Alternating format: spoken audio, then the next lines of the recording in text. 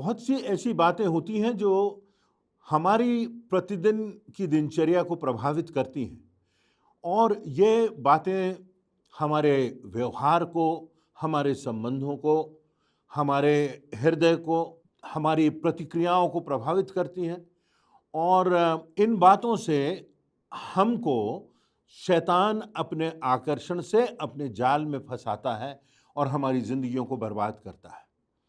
तो हम कुछ विषयों पर चर्चा कर रहे हैं और आज ऐसे ही एक विषय पर चर्चा करेंगे जो हम में से अधिकांश के साथ समस्या के रूप में हमारी जिंदगियों से जुड़ा रहता है और वो पाप होता है क्रोध का।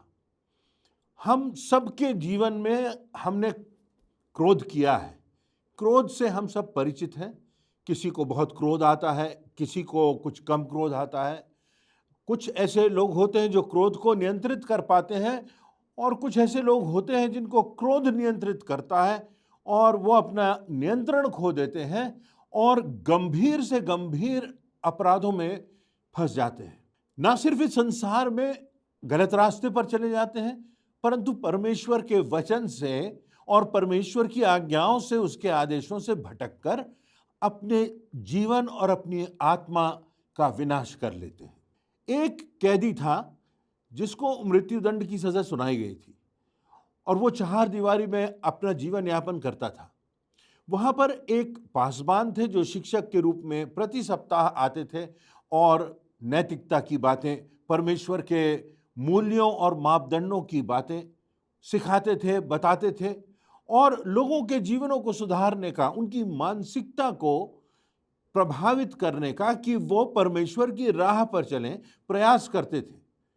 बाइबल से खूबसूरत संदेश वो देते थे, प्रभु यीशु मसीह की शिक्षाओं की चर्चा वो करते थे।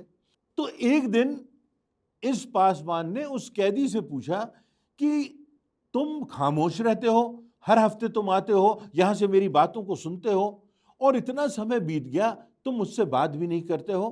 क्या तुम नहीं चाहते कि तुम सही रास्ते पर आओ? क्या तुम नहीं चाहते कि तुम परमेश्वर के मार्ग पर आओ? क्या तुम नहीं चाहते कि परमेश्वर तुम्हें आशीषों से परिपूर्ण करे, कि परमेश्वर की शांति और परमेश्वर का आनंद तुम्हारे हृदयों में भर सके? क्या तुम ऐसा नहीं चाहते हो? कैदी ने जवाब दिया कि मैंने अपनी जिंदगी में इतना गंभीर पाप किया है कि परमेश्वर मुझे कैसे क्षमा करेगा? जब पासबान ने पूछा कि तुमने क्या किया, तो उसने कहा कि मैं क्रोधी व्यक्ति था और एक दिन क्रोध में आकर मैंने अपनी पत्नी और अपने 2 मासूम बच्चों की हत्या कर दी। 2 मासूम बच्चे और पत्नी को मैंने मार डाला अपने हाथों से। मैं स्वयं को क्षमा नहीं कर पा रहा हूं। मैं कैसे आपकी बातों को समझूंगा?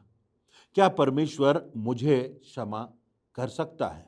किसी विद्वान ने लिखा है कि आज तक संसार में जितने विध्वंस हुए, जितने युद्ध हुए, उनसे कहीं अधिक लोगों के जीवन, परिवारों के जीवन क्रोध ने बिगाड़ दिए, बर्बाद कर दिए। जितनी आज तक संसार में दुर्घटनाएं हुई और जितने लोग उनके शिकार हुए, उससे कहीं अधिक ज्यादा लोग क्रोध के शिकार हुए।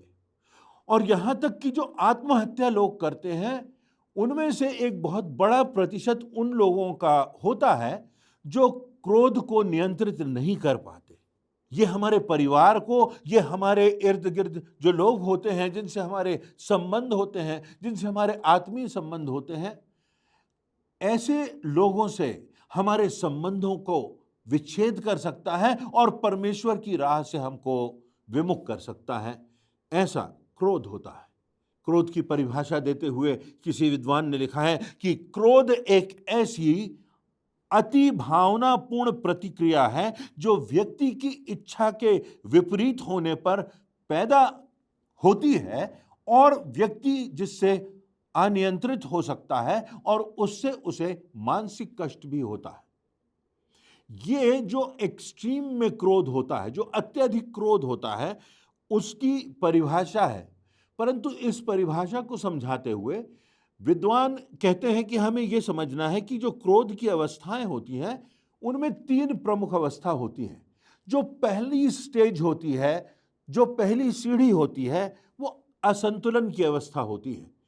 व्यक्ति असंतुलित हो जाता है जब अनापेक्षित होता है, या जब उसकी इच्छा पूरी नहीं होती, या जब उसकी बात को मान्यता नहीं मिलती, तो व्यक्ति असंतुलित हो जाता है। पर कुछ लोग यहां जाकर के अपने आप को, अपनी भावनाओं को नियंत्रित कर लेते हैं।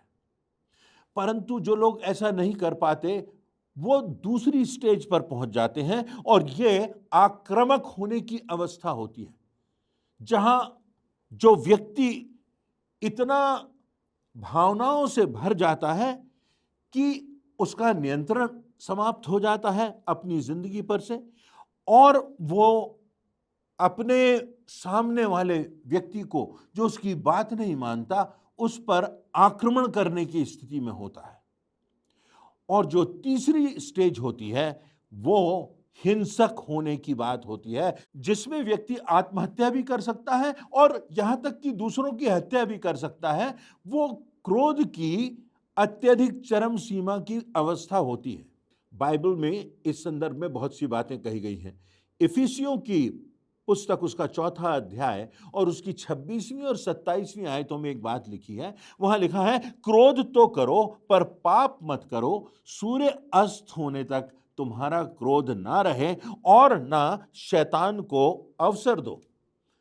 ऐसा लगता है जैसे कि क्रोध करने की हमको अनुमति मिली है परमेश्वर के वचन में, परंतु अगर हम इस बात को ध्यान से देखें तो यहां पर यह बताया गया है कि क्रोध तो हमारी भावना होती है।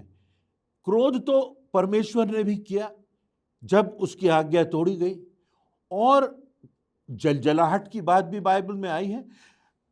परंतु यहां पर लिखा गया है कि क्रोध की एक सीमा होती है। एक उचित क्रोध होता है, एक अनुचित क्रोध होता है। क्रोध तो करो, परंतु उस क्रोध को नियंत्रित करो और उस क्रोध को पाप में परिणत ना होने दो। यह बात यहां पर लिखी हुई है। और उसके आगे लिखा है कि तुम्हारा यह क्रोध एक दुर्भावना ना बन जाए, लंबे समय तक ना बना रहे। और इसीलिए लिखा हुआ है कि सूर्य अस्त होने तक तुम्हारा क्रोध ना रहे। तो हम इस बात को देखेंगे कि क्रोध जो है वो परमेश्वर के द्वारा दी हुई एक भावना है। ऐसा कोई व्यक्ति नहीं जिसने कभी जीवन में क्रोध ना किया हो। संसार के किसी भी कोने में, इतिहास में कभी कोई व्यक्ति नहीं हुआ जिसने क्रोध ना किया हो, और हम में से प्रत्येक इस बात से वाकिफ है। परंतु जब हम शैतान को अवसर देते हैं, इस क्रोध को पाप में जब ये परिणत हो जाने देते हैं, तब वो अनुचित क्रोध हो जाता है। एक आग है, और आग का उदाहरण है कि आग का उपयोग हम किस लिए करते हैं। आग का उपयोग भोजन बनाने के लिए भी किया जाता है। आग का उपयोग हम जब ठंड होती है तो अपने आसपास के वातावरण को गर्म करने के लिए भी करते हैं। आग का सदुपयोग भी होता है, परंतु हम आग का दुरुपयोग भी कर सकते हैं। आप जानते हैं कि किस प्रकार आग से विध्वंस होता है, किस प्रकार झगड़ों के समय, किस प्रकार हिंसा के समय इस आग का दुरुपयोग होता है। तो आग का सदुपयोग करना या आग का दुरुपयोग करना, ये हमारे नियंत्रण की बात है। ये बात हमारे हाथ में होती है। परमेश्वर ने व्यक्ति को संतान उत्पन्न करने की क्षमता दी है, परंतु ये जो शारीरिक संबंधों की बात होती है, ये विवाह के बीच, ये विवाह के अंतर्गत उचित है, ताकि हम अपने वंश को बढ़ा सकें, संतान की उत्पत्ति कर सकें। परंतु अगर इस बात को जो परमेश्वर ने हमें वरदान स्वरूप दी है, अगर उसका हम दुरुपयोग करते हैं, तो लोग व्यभिचार करते हैं, बलात्कार करते हैं, और कितनों के जीवन बर्बाद हो सकते हैं। तो परमेश्वर ने क्रोध की भावना दी है। हम क्रोध पर नियंत्रण करते हैं या क्रोध हमको नियंत्रित करता है, प्रश्न यहां पर हमारे सामने आता है। यशायाह नबी की पुस्तक उसके 5वें अध्याय की 20वीं आयत के आगे लिखा हुआ है, हाय उन पर जो बुरे को भला और भले को बुरा कहते हैं, जो अंधियारे को उजियाला और उजियाले को अंधियारा ठहराते हैं, कड़वे को मीठा और मीठे को कड़वा करके मानते हैं। हाय उन पर जो अपनी दृष्टि में बुद्धिमान है, इस कारण यहोवा का क्रोध अपनी प्रजा पर भड़का है और उसने उनके विरुद्ध हाथ बढ़ाकर उनको मारा है और पहाड़ कांप उठे और लोगों की लोथें सड़कों के बीच कूड़ा सी पड़ी हैं। इतने पर भी उसका क्रोध शांत नहीं हुआ और उसका हाथ अभी तक बढ़ा हुआ है। यह परमेश्वर का क्रोध है जब व्यक्ति परमेश्वर के आदेशों के विरोध में जाता है और परमेश्वर की आज्ञाओं को नहीं मानता और बार बार अवसर देने के बाद भी पाप में गिरता है, और ये आग की तरह यह बात फैलती है और सारी दुनिया में जो पाप है वो फैशन का रूप ले लेता है और पाप बहुत तेजी से जंगल में लगी हुई आग के समान बढ़ता जाता है। और तब परमेश्वर दया करता है, अनुग्रह करता है, अवसर देता है, चेतावनी देता है, और उसके बावजूद भी जो उसके लोग हैं, जो उसके अपने सृष्टि जिसकी परमेश्वर ने की है, वो परमेश्वर की अवहेलना करते हैं, उसके वचनों को ठुकराते हैं, उसके वचनों को, उसके आदेशों को रौंदते हैं, तो परमेश्वर का क्रोध भड़कता है। ये बात हमने अपनी जिंदगी में, इस संसार में देखी। तो कौन सा ऐसा क्रोध है जो कि अनुचित है और कौन सा ऐसा क्रोध है जो कि उचित है, इस पर हम चर्चा कर रहे हैं। जब हमारी इच्छा ही प्रमुख हो जाती है, हमारी बात ही सही हम मानने लगते हैं कि नहीं, जो हमारी भावनाएं कह रही हैं, जो हमारी शारीरिक लालसाएं जिनकी ओर आकर्षित कर रही हैं, वही बात सही है, और हम परमेश्वर के आदेशों की, परमेश्वर के वचन की निरंतर अवहेलना करते हैं। जब हम परमेश्वर के आदेश को ठुकराते हैं तो परमेश्वर का क्रोध हम पर भड़कता है।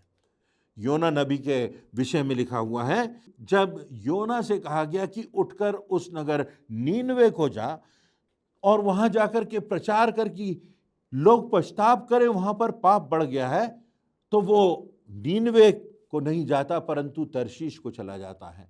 और तब हम देखते हैं कि किस प्रकार ईश्वर उसको अवसर देता है, उसके जीवन में आश्चर्य कर्म करता है, और वो वापस नीनवे नगर को जाता है और प्रचार करता है और चाहता है कि लोग उसके प्रचार को सुने।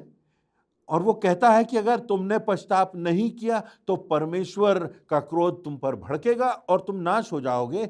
और तब नीनवे नगर के लोग पश्चाताप करते हैं, परमेश्वर की निकटता में आते हैं, और तब योना को ऐसा लगता है कि जैसे उसकी बात गलत ठहर गई, क्योंकि परमेश्वर का क्रोध शांत हो जाता है। और तब योना नबी की पुस्तक उसका 4था अध्याय और उसकी पहली आयत में लिखा है, यह बात योना को बहुत बुरी लगी। कौन सी बात?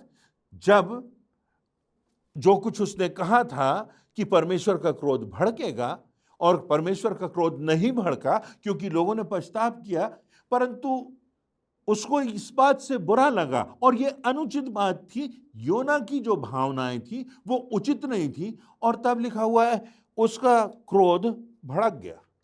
तो हमारा क्रोध अगर परमेश्वर के आदेश, उसकी इच्छा, उसकी योजना के विपरीत है तो वो क्रोध गलत होता है। फिर उसके बाद हम देखते हैं कि जल्दबाजी में यदि हम प्रतिक्रिया करते हैं, कितनी बार हमारी आदत होती है और हमारी कमजोरी होती है कि हम तुरंत प्रतिक्रिया व्यक्त कर देते हैं। और जब हम तुरंत प्रतिक्रिया व्यक्त कर देते हैं तो हमारे सामने जो बात आती है वो ये कि हमारी भावनाएं जो हैं वो हमारे विश्वास के आधार पर हावी हो जाती हैं, और हम अपनी भावनाओं के अनुसार, अपनी इच्छा के अनुसार, अपनी लालसाओं के अनुसार बढ़ जाते हैं, और तुरंत जो हमारी प्रतिक्रिया होती है, जहां पर हम सोचते नहीं, विचार नहीं करते कि परमेश्वर की दृष्टि में उचित क्या है, और जो हमें उचित लगता है वही हम करते हैं, तब ये क्रोध गलत होता है। सभोपदेशक उसका 7वां अध्याय उसकी 8वीं और 9वीं आयत में लिखा है, धीरजवंत पुरुष गर्व करने वाले पुरुष से उत्तम है, अपने मन में उतावली से क्रोधित ना होना, क्योंकि क्रोध मूर्खों के हृदय में बना रहता है। याकूब की पुस्तक उसका पहला अध्याय उसकी 19वीं आयत में लिखा है, हर मनुष्य सुनने के लिए तत्पर, बोलने में धीरा और क्रोध में धीमा हो। तो क्रोध में धीमे होने का अर्थ यही है कि हम जल्दबाजी में प्रतिक्रिया ना करें, और जब हम जल्दबाजी में प्रतिक्रिया करते हैं तो वो अनुचित होती है अक्सर, और हमारे संबंधों को तोड़ देती है, और परमेश्वर की आज्ञा की भी अवहेलना हो जाती है। और इसीलिए कहा गया है कि हम सुनने वाले हों, हम समझने वाले हों, हम सीखने वाले हों। इन बातों में तो हमें तत्परता रखना है कि परमेश्वर के वचन को हम सुने, उसको सीखें, उसको अपने जीवन में उपयोग में लाएं, परंतु लिखा हुआ है क्रोध में धीमा हो। थॉमस जेफरसन ने एक लेख लिखा था, जिस लेख का नाम था रूल्स ऑफ लिविंग, जीवन जीने के नियम। और उन्होंने लिखा था, यदि आप क्रोधित होते हैं तो सबसे पहला काम आपको करना है कि आपको खामोश हो जाना है, और तब आपको अपने मन में खामोश रहने के लिए कम से कम 10 अंकों तक गिनती गिनना है, और तब उसके बाद अपनी प्रतिक्रिया व्यक्त करना है। थोड़ा सा ठहरना है, थोड़ा सा सोचना है। हमारे साथ होता यह है कि हम विचार करने के पहले बोल जाते हैं, और यदि हम उस बात पर विचार कर लें, उस बात पर सोच लें और सोचने के बाद बोलें, तब हमारी बात जो होगी वो उचित होगी, और तब हमारी प्रतिक्रिया उचित होगी। तो वो क्रोध गलत है, अनुचित है, जब हम त्वरित प्रतिक्रिया व्यक्त कर देते हैं बिना परमेश्वर के वचनों के आधार पर सोचे हुए, अपने विश्वास के आधार पर उसका परीक्षण करते हुए। तो जिन बातों को हमने देखा है वो ये कि हमको पहली बात ये कि जीवन में धैर्य से चलना है, जीवन में धैर्य रखना है, अपनी प्रतिक्रिया व्यक्त करने के पहले विचार करना है, हमको क्रोध पर नियंत्रण रखना है, ऐसा ना हो कि क्रोध हमको नियंत्रित करे। भजन संहिता उसके 37वें अध्याय उसकी 8वीं आयत में लिखा है, क्रोध से परे रह और जलजलाहट को छोड़ दे, मत कुढ़, क्योंकि उससे बुराई ही निकलेगी। किसी के प्रति अपने हृदय में दुर्भावना ना रखें। ये सोचें कि कोई यदि हमारे लिए बुरा भी सोच रहा है और हम उसके लिए भलाई कर रहे हैं, तो किसी ना किसी दिन हम उस व्यक्ति की बुराई को भलाई से जीत लेंगे। और यही बात प्रभु यीशु मसीह ने सिखाई।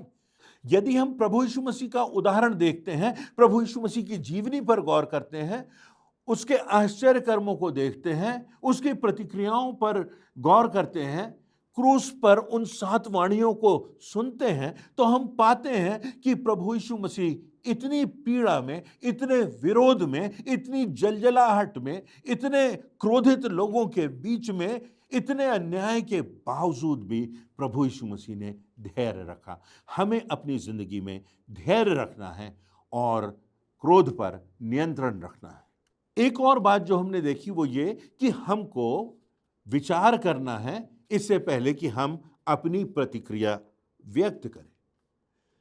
यहां पर बाइबल में बहुत सी आयतें हैं जो हमको इस दिशा में बताती हैं कि किस प्रकार हमको क्रोध से बचना है और हमको विलंब से क्रोध करना है। नीति वचन उसका 16वां अध्याय उसकी 32वीं आयत में लिखा है, विलंब से क्रोध करना वीरता से और अपने मन को वश में रखना नगर के जीत लेने से उत्तम है।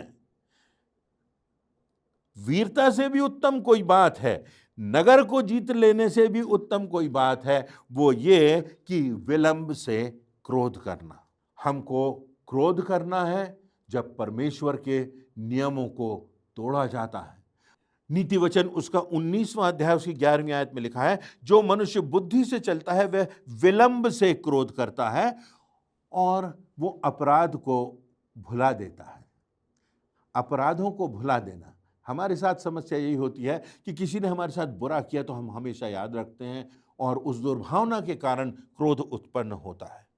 तो हमें प्रार्थना करना है परमेश्वर से उन लोगों के लिए जो हमसे असहमत होते हैं, जो हमसे विश्वास में भिन्नता रखते हैं, जो हमारे विरोधी होते हैं, जो हमारे प्रति दुर्भावना रखते हैं। जैसे प्रभु यीशु मसीह ने क्रूस से प्रार्थना की अपने दुश्मनों के लिए कि हे पिता, इन्हें क्षमा कर, क्योंकि ये नहीं जानते कि ये क्या करते हैं। और ये तब संभव होगा जब हम ये जानेंगे कि इस संसार में और इस संसार के पार हमें अपना प्रतिफल मनुष्यों से नहीं परंतु केवल और केवल परमेश्वर से मिलेगा।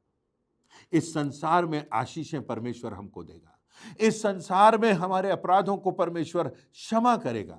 इस संसार में संपूर्णता का जीवन परमेश्वर हमको देगा। इस संसार में संपूर्णता से आनंद और उत्साह परमेश्वर हमारी जिंदगियों में भरेगा। इस संसार में हमारे परिवारों को परमेश्वर आशीषित करेगा यदि हम उसकी आज्ञाओं को मानेंगे और उसके वचनों पर चलेंगे, यहाँ तक कि अपने दुश्मनों के प्रति बैर भावना रखते हुए उनके लिए प्रार्थना करेंगे।